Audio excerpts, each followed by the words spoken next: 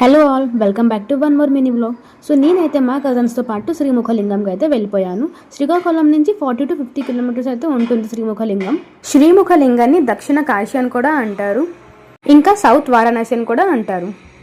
మేము వెళ్ళిన రోజైతే మండే పడ్డం వల్ల అక్కడైతే చాలా రష్గా ఉంది. సో మేమైతే అలా దర్శనం అయితే చేసుకున్నాక బయటకు అయితే వచ్చాక అలా ఫొటోస్ అయితే తీసుకున్నాం. తర్వాత మేమైతే బయలుదేరాం ఒక ఊరికి. అది శ్రీముఖలింగం నుంచి 10 కిలోమీటర్స్ అయితే పడుతుంది. సో ఇక్కడ కొండ చూస్తున్నారు కదా, ఆ కొండపైకి మేము ఎక్కాలి. ఆ కొండపైన ఒక టెంపుల్ ఉంది, అది పద్మనాభ స్వామి టెంపుల్. మా కజిన్స్ అయితే ఈజీగా ఎక్కిపోతామని ఛాలెంజ్ కూడా చేసేసారు. అక్కడ ఎక్కుతున్న టైంలో మా కజిన్స్ అయితే కామెడీ కూడా చేసేసారు, చూసేయండి అది.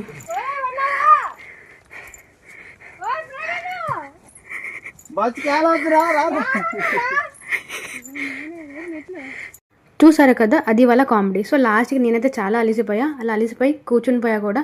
కానీ ఫైనల్లీ మేమైతే రీచ్ అయిపోయాం టెంపుల్కి. అండ్ అక్కడ రీచ్ అయ్యాక టెంపుల్ వ్యూ అయితే చాలా బాగుంది. అది చూసాక మనసు అయితే శాంతిగా అనిపించింది.